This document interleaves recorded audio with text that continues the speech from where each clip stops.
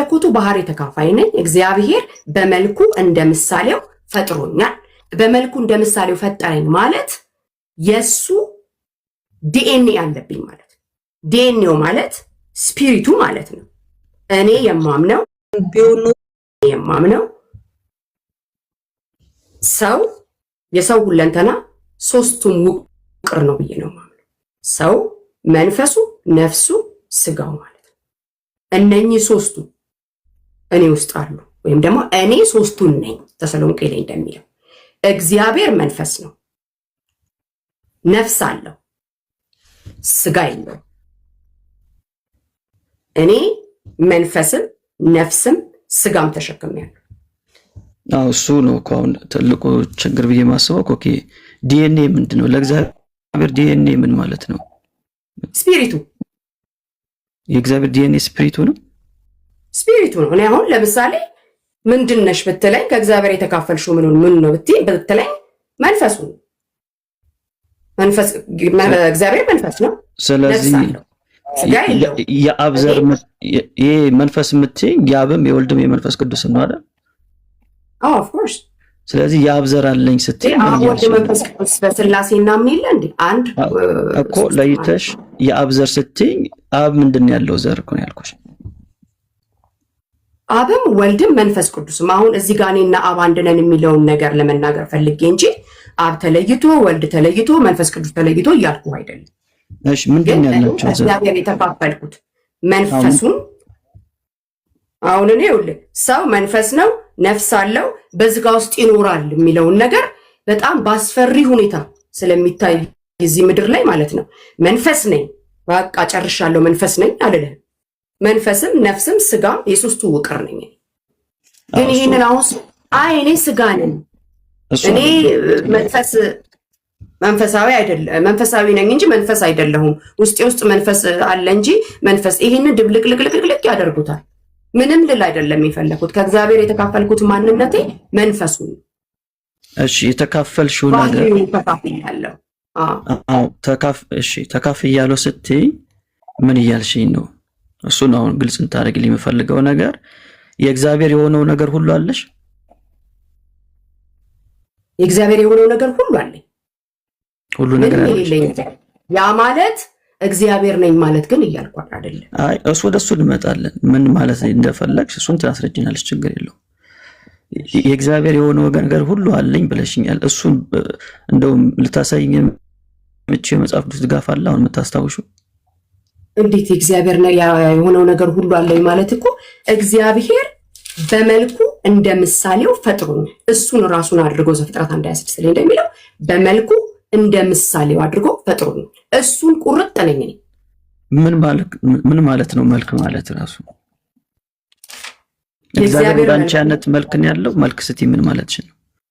ይሄ ስጋ አይደለም እንጂ ምን ማለትሽ ነው መልክ ስትይ? መልክ ስለ አሁን መንፈሱን ተካፍያለሁ፣ ከባህሪው ፍቅሩን ባህሪው የምንላቸውን የሱን ማንነቶች በሙሉ ተካፍያለሁ። እሱ ውስጥ ያለውን እየገለጥኩት ነው፣ ሌላ ጉዳይ ነው። በእኔ ላይ እየተገለጠ ነው፣ ሌላ ጉዳይ ነው። ክርስቶስን ለመምሰል በእግዚአብሔርን በማወቅና በማመን ወደሚገኝ አንድነት በመምጣት ሙሉ ሰው ወደ መሆን ክርስቶስን ወደ መምሰል እመጣለሁ፣ ሌላ ጉዳይ ነው። ያንን ነገር ለመምሰል እመጣለሁ፣ አድጋለሁ፣ ሌላ ጉዳይ ነው። ከዛ በተረፈ ግን መልክ የሚኖር እግዚአብሔር የተካፈልኩትን ሁሉ ተካፍያለሁ። ያንን ግን እንዳልኩ ክርስቶስን በማመን በማወቅ ወደሚገኝ አንድነት በመምጣትና ሙሉ ሰው በመሆን ወደ ክርስቶስ ፍጹም ሙላት እሰራለሁ። እሺ ተካፍያለሁ ስትይኝ ያልተካፈልሽው ነገር እንዳለ ያሳይም ቃሉ። ተካፈልኩ ማለት ምን ማለት ነው? አልገባኝ። ተካፍያለሁ አልሽ አይደል? ተካፍያለሁ ስትይ ባይ ዲፎልት ያልተካፈልሽው ነገር አለ። ቃሉ ራሱ እኮ እሱን ነው የሚያሳየው። ባይ ዲፎልት ያልተካፈልኩት ነገር ምን ማለት ነው? ተካፍያለሁ ምን ማለት ነው? ተካፍያለሁ ከሱ ተካፍያለሁ። ክፍል እንደዚህ ተከፍሎ ለብቻ የቀረሽ ነገር አለ ነው። ምን ማለት ነው? እንድታብራሪው። ተካፍያለሁ ምን ማለት ነው? ቃሉ ወስጃለሁ ከሱ። አሁን ምሳሌ ስነግረህ አንተ ልጅ ብትወልድ አንተ ውስጥ ያለውን በሙሉ ልጅህ ይወስዳል፣ ይካፈላል። ስለዚህ እንደሱ ነው እግዚአብሔር አንቺን የወለደሽ።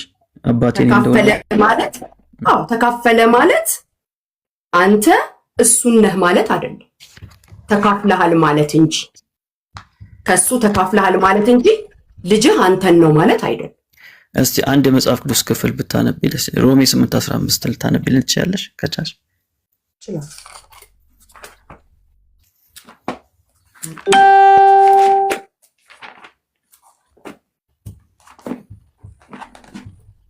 እንግሊዘኛው ባይብል አለሽ?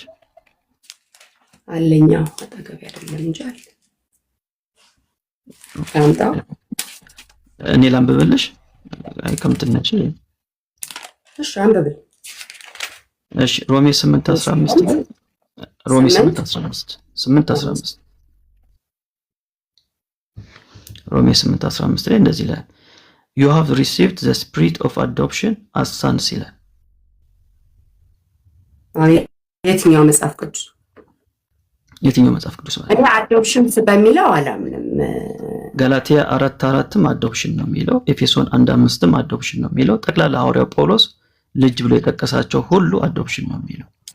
እኔና አንቺ ያው ግሪክና መባባል የለብንም ብዬ ስላሰብኩ ነው ቢያንስ እንግሊዘኛው እንድታይ ያደረኩሽ። አሁን አንቺ አላምንም ስትይ ማስረጃ አለሽ ወይ? ያው እኔ ከመጽሐፍ ቅዱስ ሐዋርያው ጳውሎስ የተናገራቸው ከልጅነት ጋር ያገናኘው ጠቅላላ አዶፕሽን ነው የሚለው። ኮኪሻው አዶፕሽን የሚለው እንግሊዘኛው አዶፕሽን ነው። መሄድ እንችላለን፣ ወደ ግሪክም ወደ ሂብሩም መሄድ እንችላለን። ኮኪሻ ወይ ነብዩ ይሄ ነው። እሺ አንዴ ነገር እሺ ሜሎስ አንተ አዶፕትድ እንደሆንክ ነው የምታምነው? አይ እግዚአብሔር ቃል እንደዛ ነው የሚናገረው። አይ አንተ የምታምነው ነው የጠየኩህ። እኮ እግዚአብሔር ቃል ነው የማምነው እኮ አንተ የምታምነው እሱን ነው። እሺ እኔ መጀመሪያ የማን ልጅ ነበርክ? መጀመሪያማ የቤተሰቦቼ ልጅ ነበርኩ። አይደለም እግዚአብሔር አንተን አዶፕት ከማድረጉ በፊት የማን ልጅ ነበር? ባልኖርኩበት አመት የእንትና ልጅ ነኝ ልል አልችልም። ከቤተሰቦቼ ከተወለድኩ በኋላ ነው ሜሎስ የመጣው እንጂ ከዛ በፊት አልነበርክም። የት ነበርኩ? ከዛ በፊት የት ልኖር እችላለሁ? ከማዕፀን ሳትሰራ በፊት አደረገን እግዚአብሔር? እኔ አልነበርኩም። ስለዚህ አንተ አቶ እንትናና ወይዘሮ እንትና ናቸው ያመጡ ማለት ነው። አንተ ነበርክ? እናት ሳትወልድ በፊት ነበርክ? ነበርኩ። ኦኬ በዘላለም ውስጥ ነበርክ? የት ነው የነበርከው? በመንፈስ ዓለም። ኤግዚስት አደረግ ነበር በመንፈስ ዓለም? ሁሉም ሰው ኤግዚስት ያደርጋል። ማስረጃ ስጠኝ። አንተ አላወቅም ማለት አላወቅም ማለት ማስረጃ ሰጣል። ዘፍጥረት 1:26 ሂድና አንብበው። ምን ይላል ዘፍጥረት 26 ላይ? አንተ እንደነበርክ ይነግረኛል። ሁላችንም እንደነበር ይነግረናል። ኤግዚስት እናደርግ ነበር ሁላችንም? አሳይ። ቁጥር 26 ላይ ነበር ኤግዚስት ጀምሮ አንብበው። ምንድን ነው የሚለው? አንብበው ይኩት ከ26-28 በመልካችን እንደ ምሳሌያችን ፈጠረ እኮ ነው የሚለው። ቆስቲ እስከ 28 ተረጋጋ፣ አዳምጥ። ሲነበብ አዳምጥ።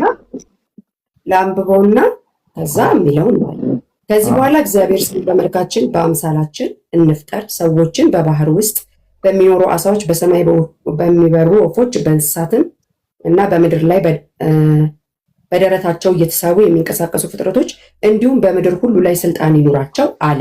በዚህ አይነት እግዚአብሔር ሰውን በራሱ መልክና በራሱ አምሳያ ፈጠረ።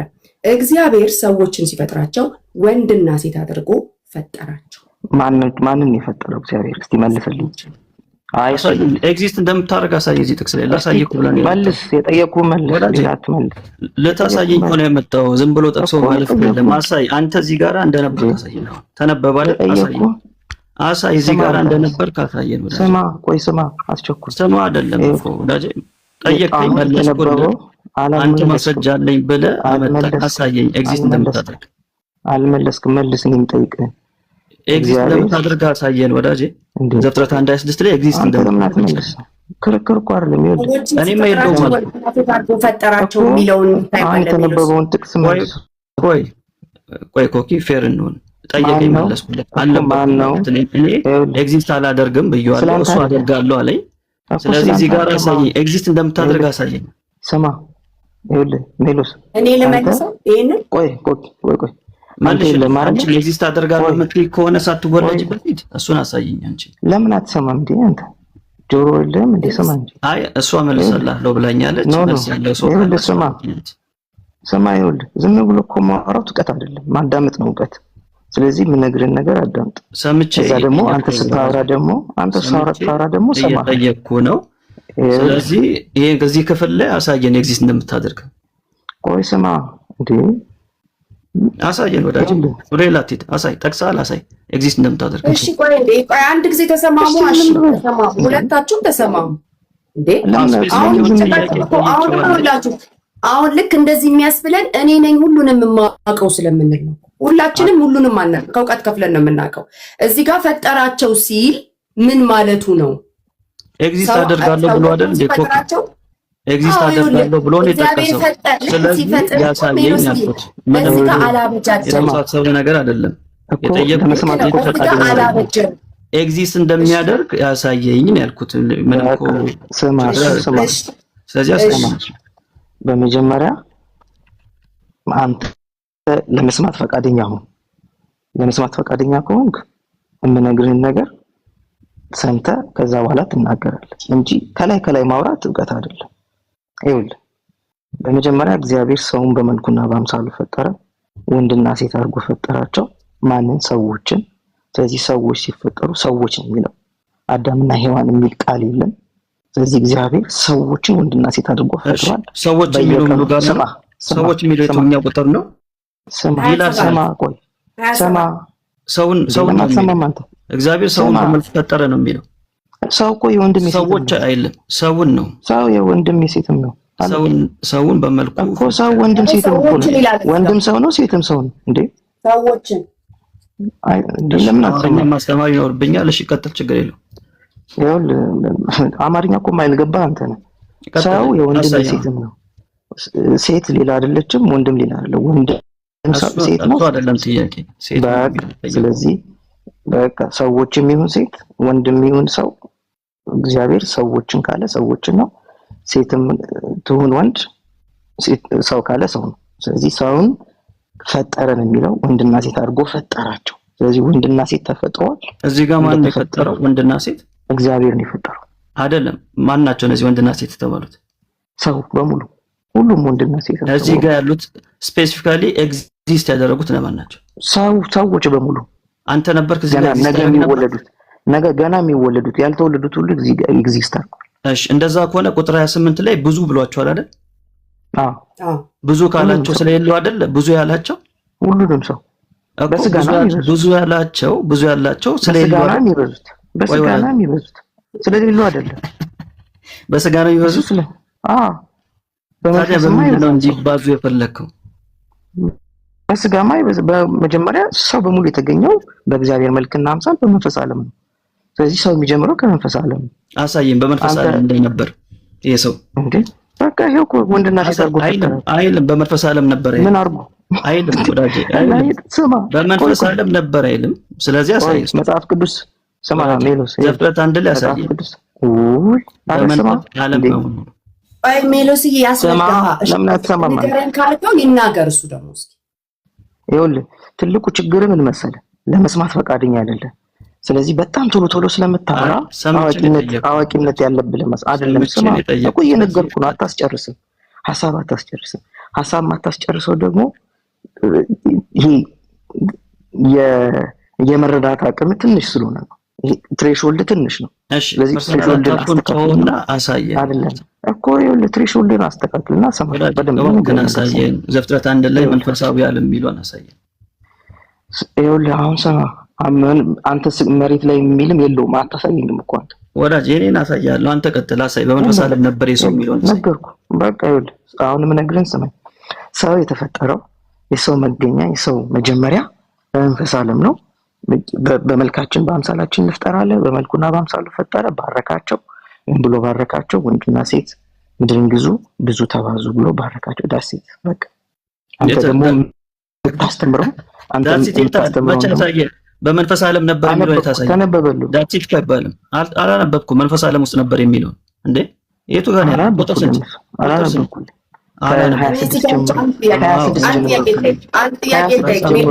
ስለዚህ በመንፈስ ዓለም እያጠራን መሄድ አለብን እንዴ? መንፈሳዊ 27 ላይ በዚህ አይነት እግዚአብሔር ሰውን በራሱ መልክና በራሱ አምሳያ ፈጠረ። እግዚአብሔር ሰዎችን ሲፈጥራቸው ወንድና ሴት አድርጎ ፈጠራቸው እኮ በመንፈስ ዓለም ነበር የሚለውን ነው አንቺ የምታምኚው ከሱ ጋር አይ መልስ የትኛው ነው ፈልሽን ይኸውልህ አንቺ የምትጠይቂኝ የትኛውን ሐሳብ ይዘሽ ነው አንተ የትኛውን ሐሳብ እኔ ያስኩት ሐሳብ ይኸውልህ የትኛውን ሐሳብ ይዘን በመንፈስ ዓለም ነበር የሚለውን አንተ የትኛውን ሐሳብ ይዘን ኧረ አንዴ እንስማማ እንዴ አንዴ ቆይ የትኛውን ሐሳብ ይዘን እንጠይቀው የትኛውን ሐሳብ እየገባ ነው ነብዩ እሱ እኮ እኔ አንተንም ሐሳብ አይደለም የነባርባሳብ እዚህ ጋር ያለውን ነው የምጠይቀው እኮ የምትጠይቂ የትኛውን መሰረት ይዘሽ በመንፈስ ዓለም ነበር ሰው የሚለውን ነው አይደለም የትኛውን ሐሳብ ይዘን እንጠይቀው እኔማ በመንፈስ ዓለም ኤግዚስት የሚያደርግ ሰው የለም ወዳጅ 4 ነጥብ ከየት ነው የጀመርከው እሺ እነኚህ ሰዎች ሲፈጥራቸው አንድ ጊዜ ልጠይቅ እነኚህ ሰዎች ሲፈጥራቸው ወንድና ሴት አድርጎ ሲፈጥራቸው ኮኪ እሱ በመንፈስ ዓለም ሰው የለም የሚል አምጣ እስቲ አንተ ኤግዚስት የሚያደርግ ሰው የለም ሐሳቡ ሲጀምር አንተ ቆድ ማምጣት ያለብህ ዓለም ከሆነ የለም ማለት አንተ መጀመሪያ ያለብህ አንተ እድሜ ስንት ነው ስትባል 20 30 እያልክ በመንፈስ ዓለም ኤግዚስት አደርጋለሁ የሚል ትምህርት የለውም መጽሐፍ ቅዱሳችን ካለው ታሳየኛለህ አሳይቻል ምንም የለም አሁን እዚህ ጋራ ቆይ ላሳያችሁ ጠየቃችሁኝ አይደል ላሳያችሁ ለምሳሌ ቁጥር 26 ላይ ቆይ ጠየቀችን ኮኪ ቆይ ቁጥር 26 ላይ ምን ይላል እግዚአብሔርም አለ ሰው በመልካችን እንደምሳሌያችን እንፍጠር እያለ ነው እንፍጠር ምን ማለት ነው እንፍጠር ምን ማለት አንተ ንገረኝ ቆይ ኮኪ ጠየቀችኝ አይደል ከኮኪ ጋር እያወራንን ያለ ነው እንፍጠር ምን ማለት ነው የነበረ ነገርን ማምጣት ማለት ነው እንፍጠር አይ ያልነበረ በቃ ስለዚህ በመንፈስ ዓለም ላይ ኤግዚስት አደርጋለሁ የሚል ትምህርት የለም አይደለም እዚህ ጋር ሰዎችን ሲፈጥራቸው ወንድና ሴት አድርጎ ፈጠራቸው አለ ወንድና ሴት እነኚህ ሰዎች ሲፈጠሩ እዚህ ጋር አሁን 27 ላይ እግዚአብሔር ሰዎችን ሲፈጥራቸው ወንድና ሴት አድርጎ ነው ብሎ አለ እዚህ ጋር ወንድና ሴት አድርጎ ሲፈጥራቸው አዳምና ሔዋን ስጋ ለብሰው ቆመዋል እዚህ ጋር እሺ የመጀመሪያው ነገር እንግዲህ ዘፍጥረት ምዕራፍ 1 ላይ ጥቅልል ሐሳብ ነው እየነገረን ያለው እግዚአብሔር ቆይ ጠየቅሽኝ አይደል ለምን ወደዛ ተራቸው አለ እኮ ለመለስልሽ አይ አይደለም የኔን ጥያቄ ይመለሳ አሁን እኮ ለመለስልሽ እኮ ነው ኮኪ ማል ከገባሽብኝ ለመለስልሽ አልችልም እሺ አንደኛ ዘፍጥረት ምዕራፍ 1 ላይ ጥቅልል ሐሳብን እየተናገረን ያለው ሐሳቡ እግዚአብሔር ፈጣሪ መሆኑን እየነገረን ነው እግዚአብሔር ደግሞ ወንድና ሴት አድርጎ እንደፈጠረ ይነግረናል ከዛ በኋላ ፕሮሰሱ እንዴት ነው ስንል ዘፍጥረት ምዕራፍ 2 ላይ ደግሞ አዳምና ሔዋን ሲመጡ ደግሞ እናያለን ማለት ነው ሲፈጠሩ እናያለን ስለዚህ ፈጠራቸው ሲል ፕሮሰሱ ጋር እነኚህ ሰዎች ነበሩ ተፈጥሯል ዋናው ሐሳቡ እግዚአብሔር ፈጣሪ መሆኑን ነው የሚናገረው እግዚአብሔር ሰውን ወንድና ሴት አድርጎ ፈጠረ ነው ይሄ ወንድና ሴት የተደረገው ሰው ደግሞ በመንፈስ ዓለም ነበር ኤግዚስት ያደርጋል የሚል የለም መፈጠር ራሱ ምንድነው የሚያሳየው መጀመርን ነው የሚያሳየው በፊት አለመኖርሽን ነው የሚያሳየው በፊት የነበረማ ቢሆን ኖሮ ተፈጠረ ይባል እንደዚህ አይነት ቃል የለም አንደኛ የትምህርቱን ስህተት የሚያደርገው ነገር ምንድነው በመንፈስ ዓለም ነበር ሰው ኤግዚስት ያደርግ ነበር የሚል ትምህርት መጽሐፍ ቅዱስ ከዘፍጥረት እስከ ዮሐንስ ራዕይ አያውቁም ካለ አሁንም አሳዩን አልነበረም የሚለውን አልነበርኩም የሚለውን እኮ ነው ከዚህ ስልጣለት ቆይ ስለመጀመሪያው ሰው ነው የሚያወራው ስለ አዳምና ስለአንተና ስለኔ አይደለም የሚያወራው ዘፍጥረት 1 ላይ ቆይ በለው ስማ ኖ ተወሱን ጠይቀኝ ለምን ነው ተዋልቶ እንዴ አንተ ይሄን መልስ አትመርጥልኝም ጥያቄ ወዳጄ ጠየቀች ለመልስላት አንተ እግዚአብሔር ከመቼ ጀምሮ ሰውን ኤግዚስት እንዲያደርግ እንደፈቀደለት አሳብ እሺ ጨረስክ በመንፈስ ዓለም እንዳልነበረ ሰው የጀመረው እሺ ከጨረስክ ልቀጥል ወዳጄ እንደነበረ በመንፈስ አልነበረም የሚል በቃ ሚውት አድርግና ተማር እሺ መጀመሪያው ዘፍጥረት ምዕራፍ 1 ላይ እግዚአብሔር ፈጣሪ መሆኑን ያሳየናል ሰው ደግሞ ተደረገ ተፈጠረ ነው የሚለን ተፈጠረ ከዛ ዘፍጥረት ምዕራፍ 2 ላይ እግዚአብሔር እንዴት አድርጎ ፈጠረው የሚለውን ይነግረናል ከምድር አፈር አበጀው ይለናል እዚህ ጋር ዘፍጥረት ምዕራፍ 1 ምዕራፍ 2 ላይም ስንሄድ ዘፍጥረት ምዕራፍ 5 ላይም ስንሄድ እግዚአብሔር ሰውን እንደፈጠረው ይነግረናል ማለት ነው ይሄ የተፈጠረው ሰው ጅማሬ አለው መቼ ነው ጅማሬው እግዚአብሔር ሲፈጥረው በዚህ ሰዓት እኔም አንተም እዚህ ውስጥ ያለን 600 ሰዎች ኤግዚስት አናደርግም ፔሪድ የለም እንደዚህ አይነት ትምህርት መጣጣች በስጋ አሁን ደግሞ ጸጥ ብለሽ አሁን ደግሞ ጸጥ ብለሽ በምንም ኤግዚስት አታደርግም ኮኪ እሺ በቃ ነው ሰማ አንተ ደግሞ በቃ ይኸውልህ ፈጠረ ምንድነው ብለህ ጠየቅክ ቅድም አይደል? ፈጠረ ማለት ምን ማለት ነው? እስቲ ጠይቅ አንተ። ቀጥል። እኔ አብራራው ተናገርኩ። ኖ መልስልኝ። ሙሉ እናገራልክ። ቀጥል። ለኮኪኒ መለስከው፣ ለኔ መልስልኝ። መፍጠር ማለት ምን ማለት ነው? ሐሳብን ቆመ አንተው ራስህ አብራራ። ከዛ ላይ ኖ መልስ ይሄን ጥያቄ። እስካሁን የጠየቅኩን አንድም ሳትመልስ መልሽ ይልሃለሁ። ይሄንን መልስ እስቲ። ፈጠረ ማለት ምን ማለት ነው? በጣም አሁን ሰዓት ኖ አንተ መልስ። ኮሎሚ ጠይቀ መለሰ ማለት ፈጠረ ማለት ጅማሬው እንዳለው ነው የሚያሳየው። መጀመርን ያሳያል። ኖ ተፈጠረ አንድ ነገር ተፈጠረ ሲባል ምን ማለት ነው? እሱን መለስኩልህ እኮ። ተፈጠረ ምንድነው? ጅማሬ መኖሩን ያሳያል። ከዛ በፊት አለመኖሩን ያሳያል። በጣም ማለት ጅማሬ ያለው ከዛ በፊት ያሳያል። አበጀውስ ማለት የለም የሚል ሐሳብን ይይዛል ማለት ነው። አበጀውስ ማለት አበጀው ደግሞ የሚለው ዘፍጥረት ምዕራፍ 2 ላይ ከምድር አፈር አበጀው ይላል። እሱም ተፈጠረ ነው። ተመሳሳይ ነገር ነው። ሌላ ነገር የለውም። ካለ ነገር መሰራትን ነው የሚያሳየው። በቃ ካለ ነገር ከተሰራ መፈጠር አይደለም። መፈጠር ካለ መኖር ወደ መኖር መምጣት። እሺ መፈጠር ምንድነው? ካለ መኖር ወደ መኖር መምጣት። መፈጠር ምንድነው? ካለ መኖር ወደ መኖር መምጣት። እሺ ሰው ካለ መኖር ወደ መኖር አልመጣም? መጥቷል። በጣም ጥሩ። መጀመር ግን መበጀት ግን ስማ፣ ቆይ አልነበርክማ እኮ ስማ፣ ለማትሰማም ቆይ ወዳጄ፣ አንተ ካወራልኝ ደግሞ ቀጥላለሁ። ካልነበርክ ኤግዚስት አደርጋለሁ ትለኝ አትችልም። ሁለቱ ኮንትራሪ ቃላት ናቸው። የአንተ ችግር ይሄ ነው። የአንተ ችግር ምን መሰለህ? ሰው ሲጀምር የጀመረው ከስጋ እንደሆነ ብቻ ነው የምታውቀው። እሺ ከምድር አፈር የተበጀቀን ከምድር አፈር የተበጀቀን አይደለም ሰው የተጀመረው። ከምድር አፈር የተበጀው ስማ እኮ ስማ፣ ጸጥ ብለህ ስማ። አንተ ሚውት አድርግና። መቼ ነው የተጀመረው ወዳጄ? አንተስ ጠይቀኝ አልነበረም እንደዚህ? እኔም ልጠይቅህ፣ መቼ ነው የተጀመረው? ሰማው፣ ስታወራ ሰማው። አንተ ሚውት አድርግና ስማ። አሁን ደግሞ መቼ ነው የተጀመረው? ላስረዳ ነው። ሚውት አድርግና ስማ። የሚለውን እኮ ጠየቅ። ሚሉስዬ መቼ ነው የተጀመረው? ሚውት አድርግና ስማ። ይኸው እሱ ደግሞ ይመልስ። ሚውት አድርግ። አይ አላደርግም። ቀጥል። ተማር። ቆንጆ ነው እንደዚህ ሚውት ማድረግ። ችግር የለውም። ችግር የለውም። ግድ የለም። ሞዴሬተሮችሽ ሚውት አያርጉኝ። ሚውት እያደረጉኝ ነው። አንድ ሰው ሚውት እንዳያደርገው በጌታ ፍቅር ይዣቸዋል። ማንም ሰው ሚውት እንዳያደርገው ሚሉስ። ይኸውልህ ስማ፣ እግዚአብሔር ሰውን ከምድር አፈር ወስዶ አበጀ ይላል። እዛ ጋር አበጀ የሚለው ቃል አፈር አካል ነው፣ የተበጀው አካል ነው። በእግዚአብሔር መልክና አምሳል የተፈጠረው ይሄ አፈር የሆነው አካል አይደለም። የእግዚአብሔር መልክና አምሳል ያለው በሰው መንፈስ ላይ ነው።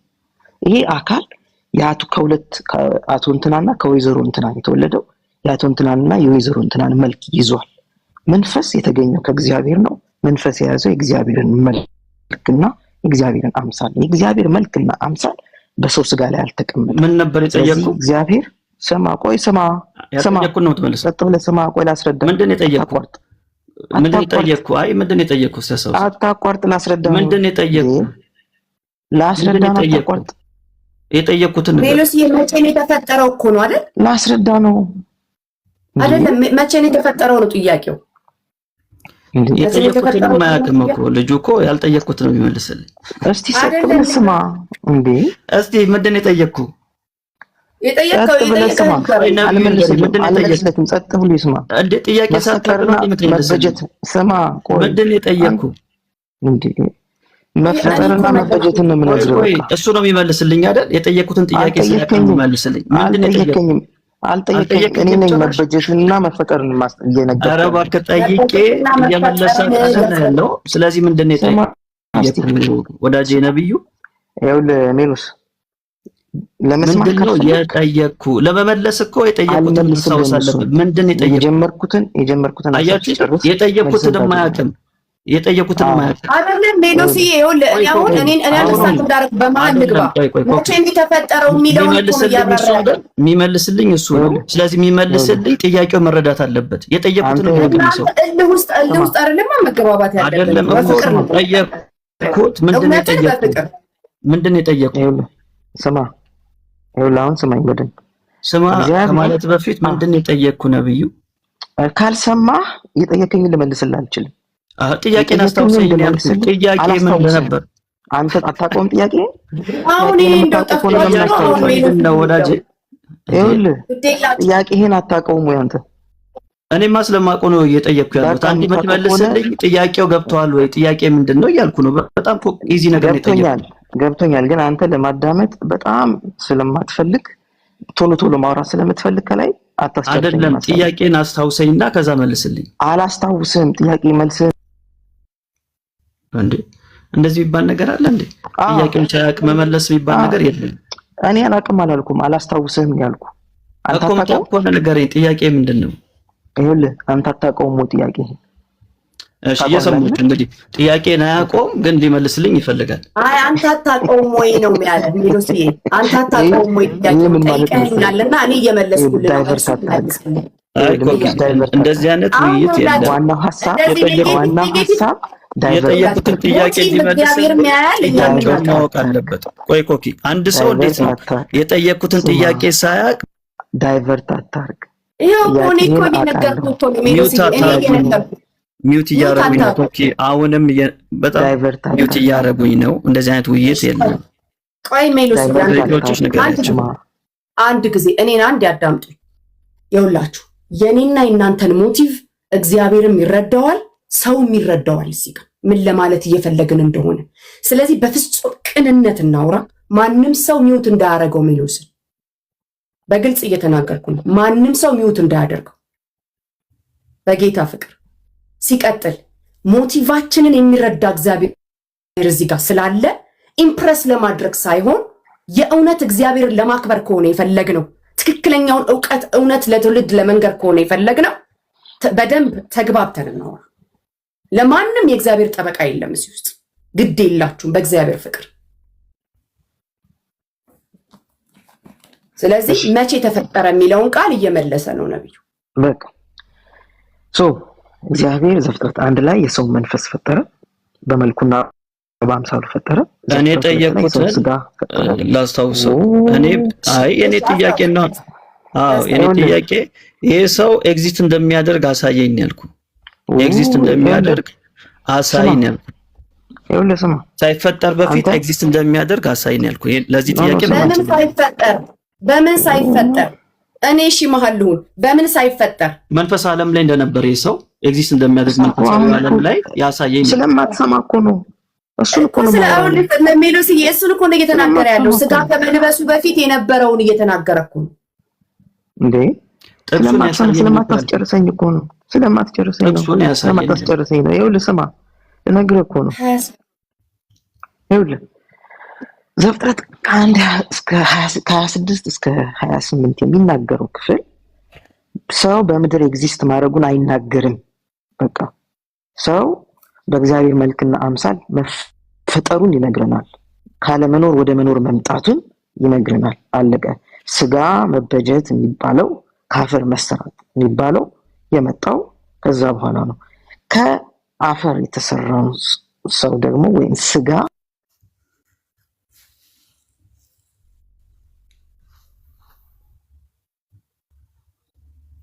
ተጀመረው። የሰው ስጋ ስልክ ገብቶ የሰው ስጋ ከምድር አፈር ተሰራ። ይሄንን በግልጽ መጽሐፍ ቅዱስ ይነግረናል። በቃ በዛ ውስጥ ደግሞ የህይወትን እስትንፋስ ወይም የህይወትን መንፈስ እፍ አለበት። ስለዚህ መንፈስ በስጋ ውስጥ የተገኘው ስጋ ከተሰራ በኋላ ነው። ከዛ በፊት ግን የእግዚአብሔርን መልክና አምሳል ይዞ የተገኘው የሰው መንፈስ ነው። በስጋ የአቶ እንትናና የወይዘሮ እንትናን መልክ ነው ያለው። ስጋ ላይ የእግዚአብሔር መልክ የለም። እሺ፣ ስለዚህ እንደተረዳው መልክ የሚለው ስጋችንን የሚያሳይ ሳይሆን መንፈሳችንን የሚያሳይ ነው እያልከኝ ነው አይደል? አዎ። በጣም ጥሩ። እንደዛ ከሆነ መንፈስ ጾታ አለው? አዎ፣ ጾታ አለው። ወንድና ሴት ይባላል መንፈስ? አዎ። ማስረጃ ስጠኝ። መንፈስ ወንድና ሴት እንደሚባል ጾታ እንዳለው። እሺ፣ በጣም ጥሩ። እግዚአብሔር ሰውን ከፈጠረ ጊዜ ጀምሮ ቅድም እንዳልኩት ዘፍጥረት 1 ላይ የፈጠራቸውን በመልኩና በአምሳሉ የፈጠራቸውን ሰዎች ወንድና ሴት አድርጎ ፈጠራቸው ይላል። ስለዚህ የተፈጠረው ካለመኖር ወደ መኖር የመጣው እሱ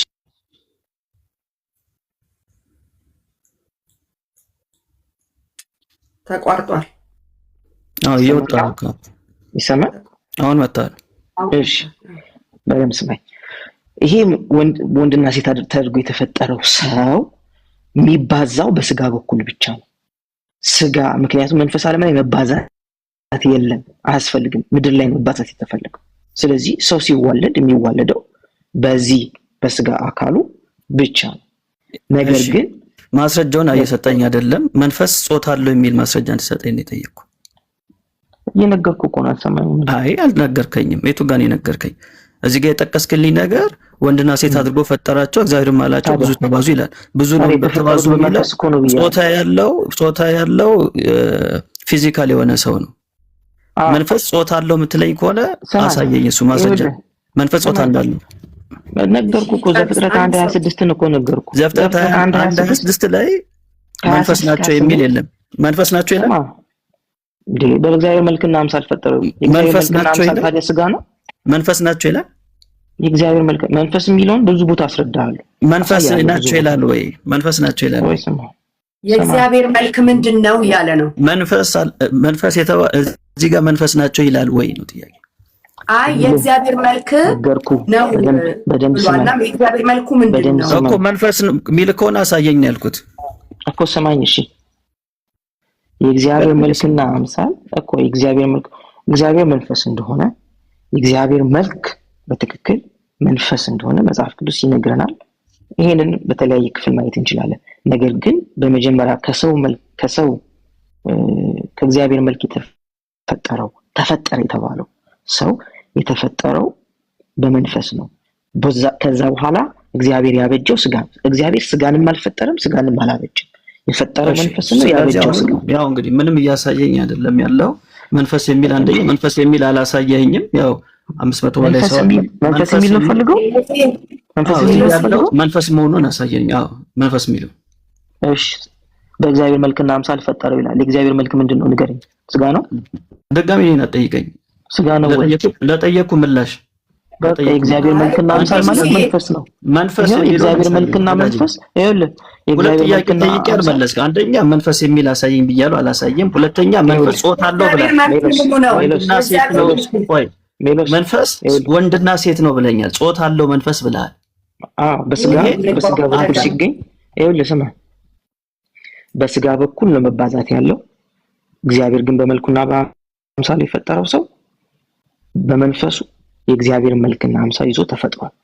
ያ የእግዚአብሔር መልክና አምሳል ዘፍጥረት 1:26-28 ድረስ እንደምንመለከተው ተፈጠረ የተባለው ሰው የተፈጠረው በመንፈስ ነው። ካለመኖር ወደ መኖር የመጣው መንፈሱ ነው። ስጋ የተበጀው ምዕራፍ 2 ላይ ሄደን ከአፈር ሲያበጅ ነው። የህይወት እስትንፋስ እፍ ሲልበት በአፍንጫው ወይም የህይወት መንፈስ የገባው የዛን ጊዜ ነው ብዬ ነገርኩ። የተፈጠረው መንፈስ ነው የሚለውን ጥያቄ በትክክል አድሬስ እያደረኩ ነው። አንተ የምትፈልገውን ነገር እንድናገር ነው የምትፈልገው ወይስ እኔም ማምነው እንድነግር ነው የምትፈልገው? እኔ የጠየቀኝ እኔም ማምነውን አይደለ? እኔም ማምነውን እየነገርኩ ነው። አሁን እኔም ማምነው ያ በእግዚአብሔር መልክና አምሳል የተፈጠረው ሰው የገባው እፍ በተባለ ጊዜ ነው። ኦኬ እሺ። አሁንም ሚውት ያረጉኝ ነው ሞዴሬተሮችሽ። ከዚህ ሚውት አታርጉት። እሺ ይኸውልህ እየከፈትኩ እየተሰማህ ነው አይደል? አሁን ልክ ሚውት ሲያረጉ እኔ ሚውት የሚያረገውን ሰው ከሞዴሬተር ላይ አወርደዋለሁ እዚህ ጋር ስለሚያሳይ። እንደዛ ከሆነ ግን አሁንም ሚውት ያረጉኝ ስለሆነ ማለት ነው። የለም ሚውት ይሰማል። አሁንማ እያወራሁ ነው። እዚህ ጋር ሁለት ነጥብ ነው ያነሳሁት። የመጀመሪያው ነጥብ ምንድን ነው ያነሳሁት? መንፈስ የሚል ላሳየኝ ነበር ያልኩት። መንፈስ የሚል ሊያሳየኝ አልቻለም። እሺ ላሳየኝ። ሰማሁ አይደል ወዳጄ? እኔ ደግሞ ልቀጥል። አልሰማኸኝም? ሰምቻለሁ ወዳጄ የምትለው ስላልሰማኸኝ ነው። በቃ እኔ ሰምቻለሁ። የግዴታ ከሰማኝ እንዴት አላሳየኝም? እኮ አልስማማም ነው እንጂ ማለት ያለብህ አላሳየኝም። እሺ ምታሳየኝ አሁንም አሳየኝ። መንፈስ የሚለውን አሳየኝ። እሺ ይኸውልህ አየህ፣ በእግዚአብሔር መልክና አምሳል የተፈጠረው ሰው እግዚአብሔር ከምድር አፈር ሰውን ካበጀ በኋላ የህይወት እስትንፋስ ወይም የህይወት መንፈስ ማብራሪያ ነው ትነግረኝ። ማብራሪያ አይደለም፣ ጥቅሱን ነው የምነግርህ። የለም ጥቅሱ መንፈስ ይላል በደንብ ይላል። እሺ አሳየኝ። ቁጥር ስንት ነው መንፈስ? ዕብራይስጥ መጽሐፍ ቅዱስ ላይ ሄድና መንፈስ የሚለው ቁጥር ስንት ላይ ነው? መንፈስ ነው የሚለው የህይወት ዘፍጥረት ምዕራፍ 1 ላይ መንፈስ የሚለው ምዕራፍ 2 ቁጥር 7 ምዕራፍ 2 ቁጥር 7 ኦኬ ጾታ ያለው ብለ የጠቀሰው እኮ ዘፍጥረት 1:28 ነበር። ተወኮሱን እሱንማ በእግዚአብሔር መልክና አምሳል ተወኮሱ ወንድና ሴት አድርጎ ፈጠራቸው እኮ እሱን ተውኮ ጾታ የሚለው በእግዚአብሔር መልክ ሲፈጥራቸው ወንድና ሴት አድርጎ ፈጠራቸው እኮ የወንድና ሴት የተባለው መንፈስ ነው አለኝ አይደል? ኮኪ በእግዚአብሔር መጀመሪያ መንፈስ አይደለም ያልከው ጥያቄ በትክክል እሺ። ካንዳችሁ ጋር የሚያወራችሁ አይደለም። እኔ እኮ መሀል ገብቼ ላስረዳ ብዬ ነው። እሺ እንደዛ ከሆነ ነብዩ ይቆይና ካንቺ ጋር ላውራ አስረጂ። እሺ የሚለው ምን መሰለህ? ወንድና ሴት አድርጎ ሲፈጥራቸው በእግዚአብሔር መልክ ሲፈጥራቸው ወንድና ሴት አድርጎ ፈጠራቸው። የእግዚአብሔር መልክ ደግሞ መንፈሱ ነው። ስለዚህ ወንድና ሴት ተደርጎ የተፈጠሩት መንፈሳቸው ነው ወይንስ አይደለም? ነው እነሱ መጀመሪያ ኤግዚስት ያደርጉት ዘፍጥረት 1:27 ላይ በመንፈስ ነው እንጂ ስጋን አልለበሱም። ስጋን ለበሱት ዘፍጥረት 2 ላይ ነው። ወንድና ሴት አድርጎ ፈጠራቸው የሚለው ኮኪ መንፈሳቸው ነው። መንፈሳቸው ነው። አዎ ኤግዚስት አላደረጉም። በስጋ ኤግዚስት አላደረጉም። መንፈሳቸው ነው እኮ መንፈሳቸው ነው። እሺ የተቀበሉት ስፒሪት ነው። እሺ መንፈስ አንቺ መንፈስ ጾታ አለው ነው የምትይ ወይ? እኔን ተወኝና ከሱ ጋር አውሩ። እኔና እናንተ ማለት ነው። ለምን ገባሽ ታዲያ? አንዴ ለምን ገባሽ? ኦኬ እኔን ተወኝ ለምን ትኛለሽ? እኮ እኔ ቤት የገባው እሱም ነብዩም አንተም እኔ ቤት የገባችሁት እናንተ አይደለም። እኔን ተወኝ ለምን ትኛለሽ? የገባሽው ስልሽ እኮ ከሱ ጋር እያወራ ላስረዳልሽኝ። ስለዚህ አንቺ መንፈስ ጾታ አለው ብለሽ ነው የምታምኚው አልኩሽ። እኔ ተናገርኩት ያስረዳው እሱ ያስረዳው እንደዚህ ያለ 27 ላይ አታምኚ ሷንቷት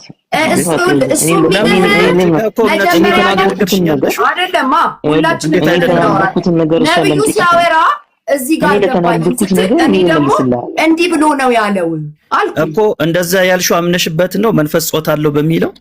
እኔ ሁለታችሁ የምታወሩትን ኤክስፕሌን እያደረኩ ነው። እኔ ማምንበት እሱ ያወራውንማ እኮ አውቀዋለሁ። አንቺ ላስረዳ ስትይኝ እኮ እሱ ያመነውን ነገር ታብራራልኝ። እሱ ያለውን አውቀዋለሁ። ስህተት ነው የምለው እኮ ስላወቅኩት ነው። ስህተት ነው የምለው ስላወቅኩት ነው። ስለዚህ አንቺ አልገባኝም አላልኩም። ትምህርቱ መጽሐፍ ቅዱሳዊ አይደለም። መጽሐፍ ቅዱስ ላይ አላሳየኝም እያልኩት ነው እንጂ አልገባኝም አይደለም። አላሳየኝም እያልኩት ዘፍጥረት 1:27 ላይ ሰዎችን ሲፈጥራቸው ወንድና ሴት አድርጎ ፈጠራቸው ሲል ስጋ ሳይለብሱ በፊት ተፈጥረዋል እኮ። እነዚህ መንፈስ ናቸው። መንፈስ ናቸው ያልኩት ስፒሪቱን ነው የፈጠረው። የሰው ልጅ በስጋ ኤግዚስት ሳያደርግ ኮኪ ይሄ መንፈሱ ነው እያልሽኝ ነው አይደል? አንቺ ወንድና ሴት መንፈሱ ነው እያልሽኝ ነው አይደል? እኔ ነኝ ያልኩት። ስለዚህ አንቺ የምታምኚው ለዛ ነው ማለት ነው። መንፈስ ጾታ አለው ብለሽ ነው የምታምኚው። አሁን ለምንድን ነው እንትኑ ሽፍት የሚሆነው? ሁለታችሁ የምትወያዩት ነገር ነው። እምነትሽን መናገር ምንድን ነው የሚያስቸግርሽ? ኮኪ ጾታ መንፈስ አለው ብለሽ ነው አንቺ የምታምኚው። ለምን እኔን ትጠይቀኛለሽ? ከሱ ጋር መጀመሪያው እሺ ለምን ትገቢያለሽ? አትገቢብና በቃ ከነጥዩ አልገባኝም ስትል አልገባኝም አይደለም አላሳየኝም ያልኩት አላሳየኝም ነው ያልኩት። እዚህ ጋር እምነትሽ ካልሆነ መንፈስ ነው አትበይኝ። ዘፍጥረት ምዕራፍ 1:27 ላይ ያለው ወንድና ሴት መንፈስ ነው አትበይኝ። እምነትሽ ካልሆነ እምነትሽ ከሆነ ነገር ያለ ያለው ነገር አልገባኝም ስላልክ እዚህ ጋር አስረድቶሃል 27 ላይ አልኩ። እሺ ስለዚህ አንቺ መንፈስ ወንድና ሴት የሚለው መንፈስ አይደለም። እኔ አስወጣኝና ነብዩ የተናገረው እሺ አትግቢብን። እሺ አትግቢብን፣ አታብራሪው። ግን አልገባኝም ስትል ነው አይደለም። አላሳየኸኝም ወንድና ሴት የሚለው መንፈስ ስለመሆናቸው አላሳየኸኝም እያልኩት ነው ከቅድም ጀምሮ። እንደዛ ስለው አንቺ ላስረዳልሽኝ የምታስረጅኝ ከሆነ እምነትሽ የሆነውን ነገር ነው የምታስረጅኝ። እምነትሽ ካልሆነ እኮ ማስረዳት አይጠበቅብሽም እኮ። እየሰማን እኮ ነው ሌሎች። አሁን አንተም ራሱ ስትናገር ማለት ነው ነብዩ አልገባኝም ያለው እንደዚህ ነው ብዬ አስረዳዋለሁ ለነብዩ። አይ ችግር የለም አታስረጅ። ምክንያቱም የእግዚአብሔር ቃል ነው የምናወራው። የእግዚአብሔር ቃል ስናወራ አንድ አቋም ይዘን እናወራ። 5-4 ሆነን አናወራ። ሜላ ይቅርታ ኮኪ ሰላም ብያለሁ። አይ ኤርሚዬ እንደዚህ አልጠብቅህም። አንተ ታላቅ ነህ፣ ትልቅ ነህ፣ ሲኒየር ነህ። እንደዚህ አይነት እሳት የተሳሳተች ስህተት ምናምን ብለህ ጀጅ ማድረግ አልነበረብህም። መጀመሪያ ምንም ሳትሰማ ሳታውቅ እማከብርህ የምወድ ሰው ነህ። ስለዚህ እንደዚህ አይደለም መባባል ያለብን። እኔ ለክርክር አይደለም የከፈትኩት ቤቴ የከፈትኩት በጣም ከማከብራቸው ወንድሞቼ ጋር በስርዓት ለማውራት እንጂ ማናችንም የእግዚአብሔር ጠበቃ አይደለን። እሷ እንዲናት እሷ እንዲናት ብላችሁ ከጻፍክ በኋላ እንደገና እዚህ ጋር ፕሊዝ እኔም አከብርሻለሁ፣ ወድሻለሁ። ሚዩት አታድርጉኝ። ወድሻለሁ፣ አከብርሻለሁ። የጌታ ልጅ ነሽ አይደል? ሁለቱ እኔ እንደማከብርህ እኔ እንደምወድህ እኔን ምንም ነገር ሳታወራኝ እሷ ማለት እንዲህ አይነት የስህተት እሳት ሆናለች እንዳትገኝ እየሰማዎች ስለሆነ ማለት ነው። እሱም በኋላ ታደርኛለሽ። ሁለቱ ያውሩ አትግቢባቸው፣ ሰው ጫጫታ ይሆን ያልኩሽ። እኔና አንቺ እናወራለን። ሁለቱ ያውሩና ሁለቱ ብቻ ያውሩ፣ ከዛ ደግሞ እኔና አንቺ እናወራለን በዚህ ጉዳይ ላይ ማለት ነው። ችግር የለም። አሁን አንቺ ብቻ ነው ሁለቱ ብቻ ነው። እኔም ማልከፍ ስለጻፍክ ነው። ፕሊዝ ሚዩት አያድርጉን። ኦኬ ይሄ አንቺ ታታድርጉት። ግን ኤርሚዬ ቀድመህ እዚህ ጋር ስለጻፍክ ከኔ ጋር በደንብ ሳናወራ ጽፌያለሁ። ከሰማሁት ነገር የተነሳ ማለት ነው። ኦኬ ጽፌያለሁ። አልጻፍኩም አላልኩም። ሰው እያነበበው 600 ሰው ያነበበው ጃጅ የምንደራረገው አሁን እኔ ጃጅ አይደለም ያደረኩት። ከሰማሁት ትምህርት የተነሳ ከሙግታችሁ የተነሳ ጻፍኩኝ። የጻፍከው ለምን የጻፍከው ብለሽ ካልሽ በኋላ እሰጥሻለሁ መልስ ማለት ነው። አሁን ሁለቱ ይቀጥሉ፣ ጥሩ ስለሆነ እኛ እንሰማለን። ታፕ ኮፒንግ ሼር ያደርግን። እነሱ ሲጨርሱ እኔና አንቺ በዚህ ጉዳይ ላይ እናወራበታለን ማለት ነው። ኮኪዬ ቴንክ ዩ። አንድ ግን ማመን ያለባችሁን ነገር ልንገራችሁ። ሁላችሁም እዚህ ጋር ማናችንም የእግዚአብሔር ጠበቃ አይደለም። እኔ ጠበቃ ማናችንም ግሩፕ አንጫወት። እኔ ጠበቃው ነኝ። አንዱ ክሪቲሳይዝ እያደረገ አንዱ አገልጋይ ነኝ። እኔ ክርስቶስ አገልጋይ ነኝ። እኔ ቤተክርስቲያን ጠባቂ ነኝ። በተሰጠኝ ጸጋ እኔ ለክርስቶስ ጠበቃው ነኝ። እህቴ የእግዚአብሔርን ቃል ጠብቃለሁ ማለት ነው። የክርስቶስን አካል እጠብቃለሁ። አንቺ ላትሆኚ ትችያለሽ ኮኪዬ። እኔ ግን የክርስቶስ ጠበቃው ነኝ።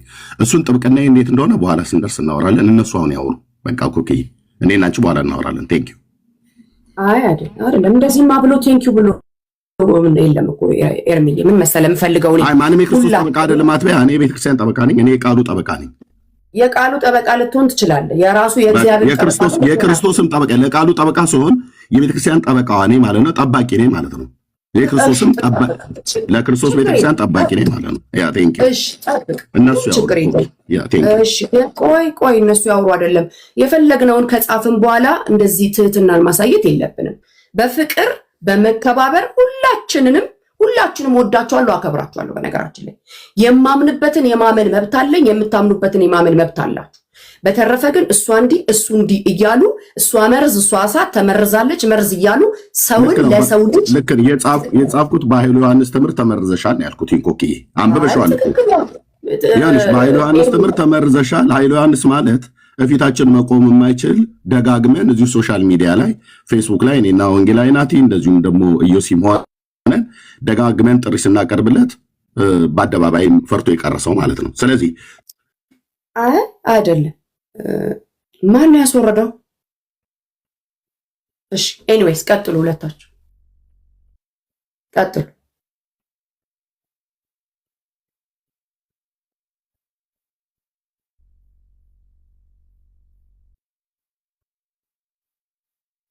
እሰማለሁ። ትሰሚያለሽ ኮኪ ትሰሚያለሽ። የምሰማ ከሆነ በስነ ስርዓቱ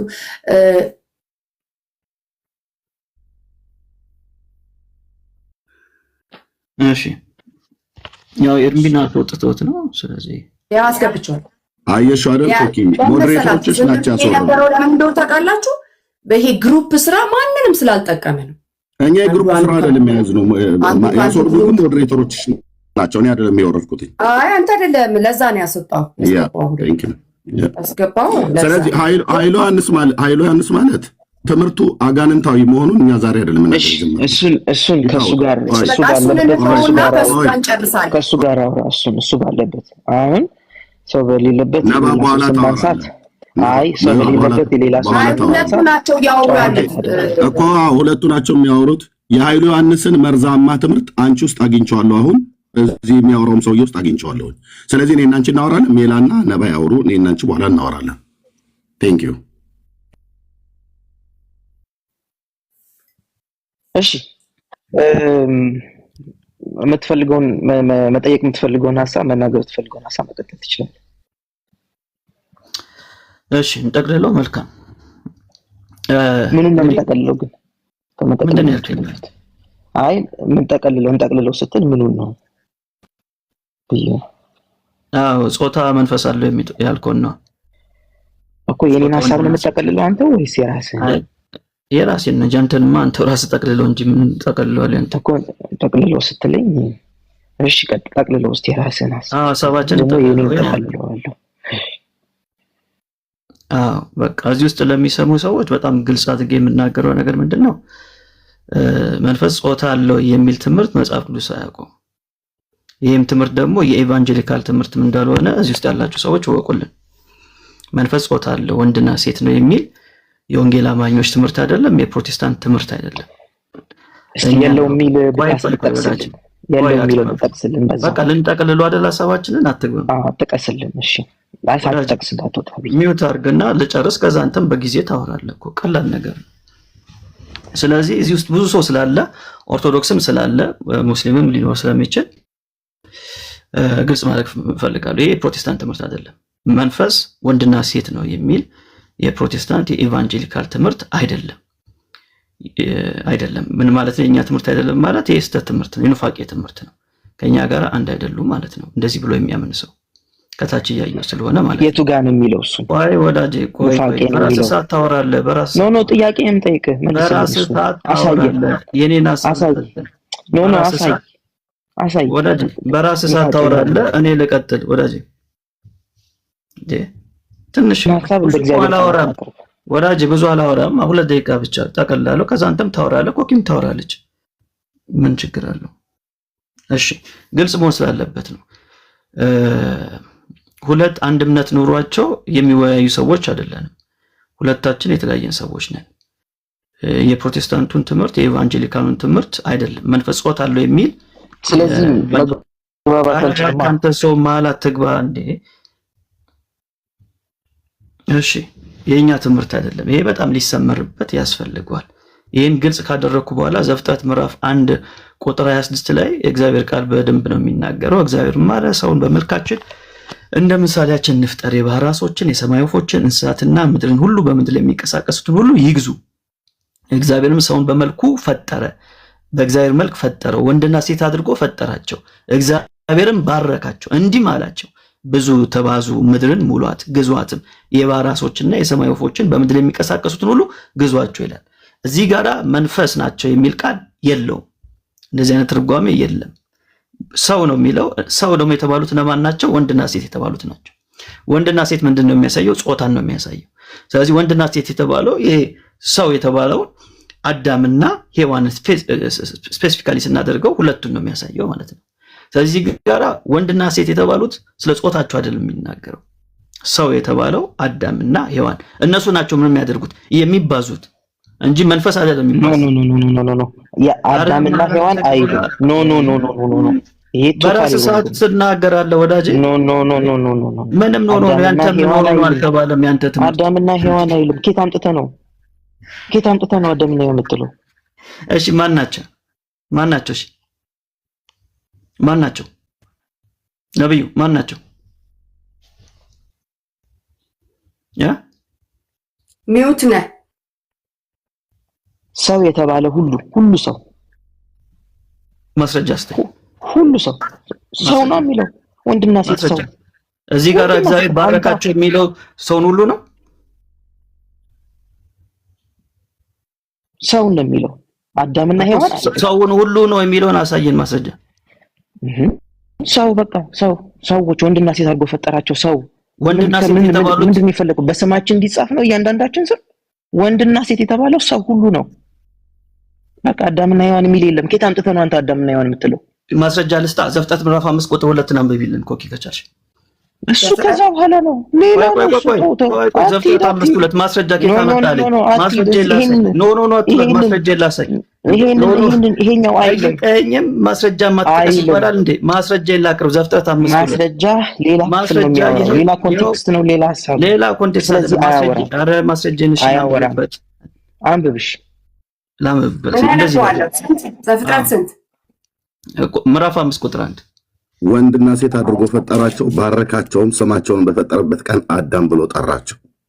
በቃ ስለዚህ እዚህ ጋር የሚያወራው ዘፍጥረት ምዕራፍ 5 ቁጥር 1 ላይ እንደዚህ ይላል። እግዚአብሔር አዳምን በፈጠረበት ቀን በእግዚአብሔር ምሳሌ አደረገው፣ ወንድና ሴት አድርጎ ፈጠራቸው፣ ባረካቸው፣ ስማቸውን በፈጠረበት ቀን አዳም ብሎ ጠራቸው ይልና ከዛ በኋላ ምንድነው የሚያሳየን? ብዙ ተባዙ አይደል የሚለን? ከዛ ዘፍጥረት ምዕራፍ 1 ቁጥር 28 ጀምሮ ያየነው እዚህ ጋር ምን ይላል? ትውልዱን ይነግረናል ማለት ነው። አዳምም አንድ ወለደ። ቆይ ጨርሶታል። በፈጠራቸው ቀን ከሆነ ባበጃቸው ቀን ስላልሆነ ቶታል ሐሳቡ ከኔ ጋር ነው የሚስማማው። አመሰግናለሁ። ቀጥል። በቃ ችግር የለው። ሰው እኮ ሰምቷል። የለም አዳምና ሔዋን ስለመሆናቸው ማስረጃ የለህም ማልከኝ፣ ያው ማስረጃን አቀረብኩ ማለት ነው። ዘፍጥረት ምዕራፍ 1 ላይ ማስረጃ አይደለም ይሄ። ኧረ መሀል አትግባ። ኧረ ተው፣ ትክክል አይደለማ። ማስረጃ አይደለማ። ከኔ ሐሳብ እኮ በኋላ ላይ ታወራለህ። ልክ ካልሆንኩኝ እንዴ ወይም እሺ አውራና ጨርስ፣ ከዛ እኔ ላውራ። እንደሱ ይሻላል። ጨርስሽ ጨርስ። እንደዚህ እናድርግ። ማስረጃ አይደለም ይሄ ከኮንቴክስቱ ጋር አይገናኝም ካለ እሺ የትኛው ነው ማስረጃ የሚለውን እንደዚህ ከስር ይሄዳል። አዎ እኔ አዳምና ሔዋን ስለመሆናቸው ዘፍጥረት ምዕራፍ 5ን ጠቀስኩኝ። እሱ አይደሉም አዳምና ሔዋን አይደሉም ሁሉም ሰው ነው የሚያሳየው የሚል ከሆነ ማስረጃ ያሳየኝ ከመጽሐፉ። ቀጥል። የኔ ሐሳብ ከመጀመሪያም የተነሳውበት በመጀመሪያ ፈጠራቸው የሚለው ሰውን ሁሉ ነው ያልኩት።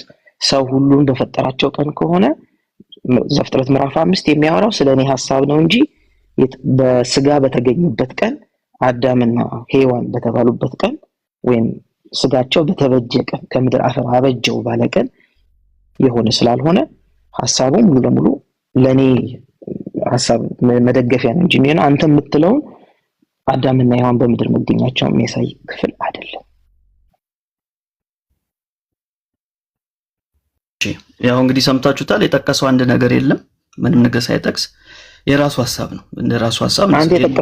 አንተ የጠቀስከውን ክፍል ሚውት አድርጌ ነው የሰማው ወዳጅ። አንተ የጠቀስከውን ክፍል ነው የጠቀስኩት ነው ያለው። ለምን ትገቢበታል? ለመግባባት ያውሯ። ሜሎስ ካልሰማ ሜሎስ አልሰማም ብሎ ነብዩ ካልሰማ ነብዩ አልሰማ። ሜሎስ ይሄንን ሳይሰማ እስካሁን ድረስ አላልሽኝም። ምን ታዲያ አልሰማሁም። አልሰማሁም። ይኸውልህ እኔ የማውቀው ማን ነው ኤርሚዬ? እኔ የማውቀው አንድ ነገር ከሰማሁ ሰማሁ። ኮኪ ሞዴሬተሮች እያደረጉ ነው። እሺ ካልሆነ እየተደረገ ሚውት የሚያደርገውን ሰው አየዋለሁ። ሚውት እያደረጉ ነው። ኮኪ አንድ ጊዜ ሰውየውን አየዋለሁ። ሰውየውን እዚህ ጋር ስለሚመጣልኝ አየዋለሁ። ኢንቫይት ካልሆነና በሜላ ቤት ከፍተን እኛ ቤታችን እናወራለን። የሚመጣ ካለ ለምንድን ነው እንደዚህ የምታደርገው እኮ? ታዲያ ምን ያድርገው? ሚውት እያደረጉ ሜሎስንም ሚውት ያደርጉታል። እኔ አስተካክለዋለሁ አልኩ አይደል? አስተካክዩ። ለምን ያደርጉታል? ሚውት ያደርገው እዚህ ጋር ሰውየው ልክ ሲጽፍልኝ እኔ አስተካክለዋለሁ። ከዛ ሌላ እሱና እሱ ሲያወሩ ይሰማል። እኛም ሁሉ ስለምንሰማው እኮ አንቺም ስለሰማሽ እኮ ነው የመለሽው። ሜሎስ አልሰማውም ብሏል። አንቺ ሰው አልሰማውም ካለ እኔ አልሰማውም እንዳለ ነው ማቀው። ኖ አልሰማውም አላለማ። አልሰማውም ካለ ለማብራራት ነው የሚሄደው።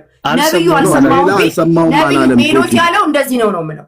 ኮኪ መቼ ያልሰማውም አልኩኝ አላለም። ምንድነው ያልከው ሜላ? እንዴ እኔ ያልኩት ለሐሳቡ ማስረጃ አላመጣም ነው ያልኩት። በቃ እንጂ አልሰማውም ማለት ማስረጃ የጠቀስከውን ጥቅስ ነው የጠቀስኩት አለ። አንቺ ማብራራት አይጠበቅብሽም ኮኪ። ያ እነሱ ለነፍሳቸው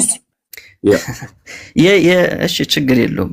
በቃ ሰው አለመግባባት ስለ በአይዲያ አለመግባባት አይደለም እኮ ለሁላችሁ እንደዚህ ምናምን ከተባባላችሁ እኔ በመሃል ገብቼ እንደዚህ ነው እዚህ ጋር ላለው በቃ አንዳንዱ ነገር ሚውት እየተደረክ ነው አሁንም እና በቃኛ ቤት ነው ኤርሚ አይደለም ኮኪ ሚውት እየተደረክ ነገር እስካሁን እያወራ ነበር ኮኪ። አይ አሁን ራሱ ሁለት ሚውት አድርገውኛል።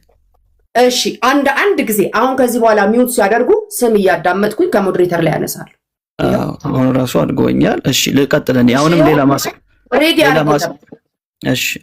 ሌላ ማስረጃ ላቅርብ። እንግዲህ እኔ ዘፍጥረት ምዕራፍ 1 ላይ አዳምና ሔዋን ስለመሆናቸው ዘፍጥረት ምዕራፍ 15 ጠቅሼ አሳይቻለሁ። ልጨምር ወይ እንዴ? በጣም መጨመር እችላለሁ። እንሂድ። ማቴዎስ ወንጌል ምዕራፍ 10፣ የማርቆስ ወንጌል ምዕራፍ 10።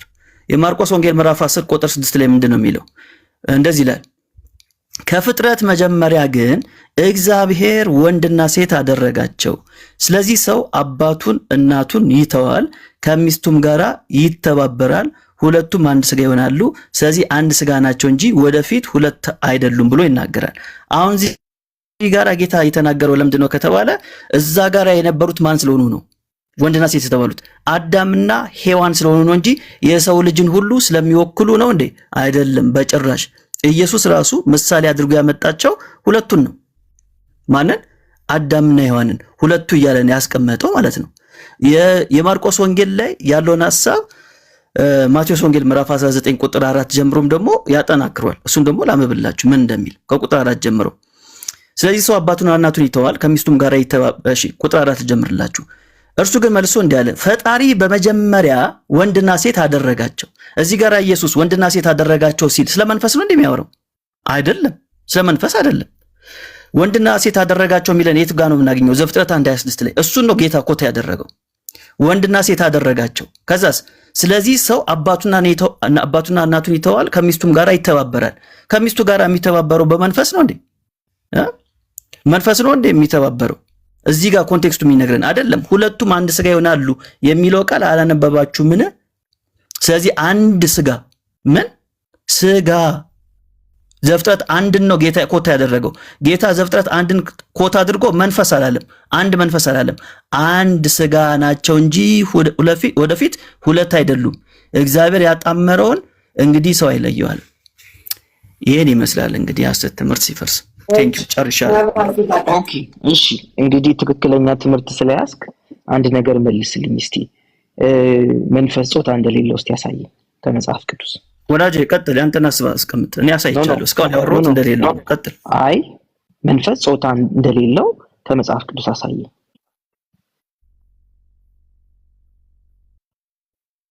ይሄን ብትመልስልኝ ደስ ይለኛል። ምክንያቱም እስካሁን የተናገርከው ስጋ ጾታ እንዳለው ነው እንጂ መንፈስ ጾታ እንደሌለው የሚያሳይ አንድም ክፍል አልጠቀስክም። እስቲ ያሳየኝ።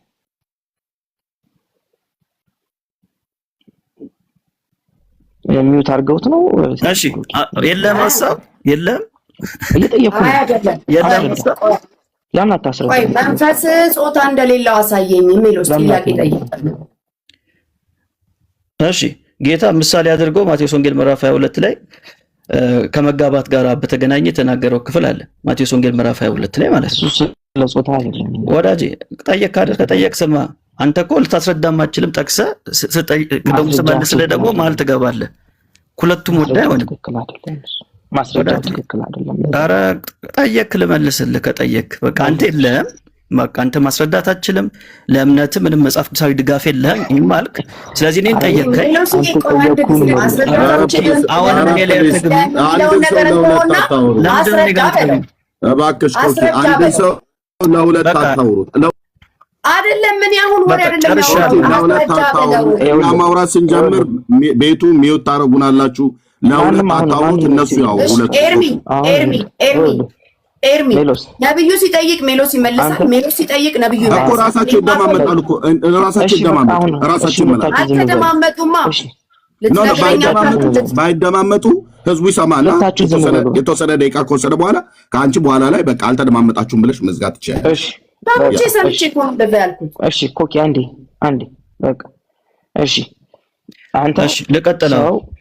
ቆይ እንጠይቅ። ሰማነህ እኮ ጥያቄ ነው ወዳጄ። ኖ ቆይ ብሎ ለጥያቄ ኖ ኧረ ቆይ እኔ መጀመሪያ የጠየቅኩን ላስቀምጥ መልሴን እንዴ። በቃ ለሚሰማ ሰው ላስቀምጥ። አንደኛ አጽንኦት የምሰጠው መንፈስ ጾታ አለው ለሚለው ነገር አንድ ማስረጃ አላቀረበም፣ የለውም። አብራራ ሲባልም ወደ ጥያቄ ነው የመጣው። ኖ አሁን ኧረ ቆይ ልጨርስ ሐሳቤን። እሺ ካሁን በኋላ ጣልቃ የሚገባ ከሆነ አልቀጥልም። በቃ ዋናው እኔ ፖይንቴን አስቀምጫለሁ፣ ሐሳቡን አፍርቻለሁ። ስለዚህ ካሁን በኋላ ጣልቃ አትግባቢ። እሺ እንደዚህ ይላል የማቴዎስ ወንጌል ምዕራፍ 22 ምዕራፍና ቁጥርን ይዘህ ብታይ ጥሩ ነው፣ ለሌላ ጊዜ ትምህርት ይሆናል። እንደዚህ ይላል ኢየሱስ መልሶ እንዲህ አለ። አይነት ነገሮችን አትነጋገሩ፣ በስነ ስርዓት ተነጋገሩ። ሜሎሲዬ አንተ በጣም ማከረታው ያለ ኦኬ ጨርሻለሁ።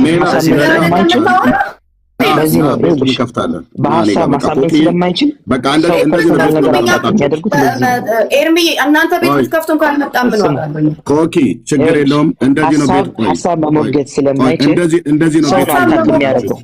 ሐሳብ ሰው ነው አታክ የሚያደርገው። እስቲ ሁለታችሁም አታውሩኝ። ሁለታችሁም እስኪ አንተኛው ዝም በል ወይ ደግሞ አንተ ጋር እመጣለሁ። ቆይ እኔ ላውራ ኤርሚ አንቺ ኤርሚ ቆይ ላውራ አንድ ጥያቄ ልጠይቅ። እኔን ጥያቄ አትጠይቂኝ ኤርሚ አንተ መልስ መለስክልኝ። ስትመልስልኝ አንተ ከዚህ በኋላ የምትመልሰው መልስ ስለሌለ አንተ ስህተት ስለሆንክ እንግዲህ እንቀጥል እያልኩኝ በሾርኔ እየነገርኩ ከሆነ እኔ ትክክለኛ ሰው አይደለሁም። በትክክል ላውራህ፣ በትክክል ልጠይቀኝ፣ በትክክል ልመልስልህ፣ በትክክል ልጠይቅህ፣ በትክክል ልትመልስልኝ ይገባል። ሰው እንዲያጨበጭብልንና ጎበዝ እንዲለን እንዲከተለንና እኛ ጭፍራ እንዲሆነን አይደለም ይሄንን የምናደርገው። ትክክለኛውን የእግዚአብሔርን ቃል እየጠቀስን በትክክል ነው መነጋገር ያለብን። የልባችንን መነሻ ሐሳብ እግዚአብሔር ያውቀዋል፣ ሰውም ያውቀዋል። እኛም ልባችን ውስጥ ምን እንዳለ እናውቀዋለን። አንዱን ዲስግሬስ እያደረግን ዳውን እያደረግን የራሳችንን ሐሳብ ማን ነው ዳውን ያደረገውን? ይሄው እዚህ ጋር እንግዲህ ማን ዳውን አደረገ? ሜሎስ ዳውን ለምንድነው ሁለታችሁ የምታወሩት? እኔ ነኝ። አሁን እሷ ዝም ብላለች። ኖ እሱ ከእሷ ጋር ነው እያወራ ያሉት። አንተ ከእሷ ጋር ነው። እኔ እና ያደረገው ማንን ነው ስለ ከእሷ ጋር ነው እያወራ ያለው። ኖ እኔ ያደረገው ይሄው ነው። አውሩኝ አይደለም ኮኪ አንቺ እኔ አንቺ አይደልሽ አሁን ያወራሽው እህቴ? አዎ ነው ያወራው። ማንን ነው እሱኛው ሚዩት አድርጊው እስኪ። እኛን 3 4 5 6 ሚዩት ስታርጉ ነበር። ሚዩት አድርጊው እስቲ እነሱ የሚያወሩበት ነው። አዎ በቃ እኔ እና አንቺ አይደል እያወራን ያለን? ኮኪ ለእኔ አወራሽኝ። ከዛ እኔ ለአንቺ ላወራሹ ሰማሁሽ። ለአንቺ ሪስፖንድ ማድረግ ቆይ ፕሊስ ኮኪ፣ ለአንቺ ሪስፖንድ ማድረግ አለብኝ፣ መመለስ አለብኝ። እሱ መካከል ላይ ገብቶ ማውራት የለበትም። ኦኬ እሱ መካከል ላይ ገብቶ ማውራት የለበትም። ሜላ ለጠየቀው ጥያቄ ከጅምሮ ጀምሮ ሪከርድ ስለተደረጋችሁ አንድም የረባ የመለሳችሁት መልስ የለም። መንፈስ ጾታ አለው ብላችሁ አላችሁ። ቆይ ኮኪ እኔ ነኝ የማወራው። ጾታ አለው የረባ የመለሳችሁት መልስ የለም የሚለው ነገር ወገኖች ኑ በቃ ቤት ከፍታለሁ። ቴንክ ዩ ክፈት አንተ፣ እኛም ቤታችንን አንተ ክፈት። ቴንክ ዩ ኮኪ። ግን ምንድን ያየሁትኝ የኃይሉ ዮሐንስ መርዛማ ትምህርት ግን በደንብ አድርገሽ ነው የጠጣሽው። እደውልልሻለሁ እኔ በውስጥ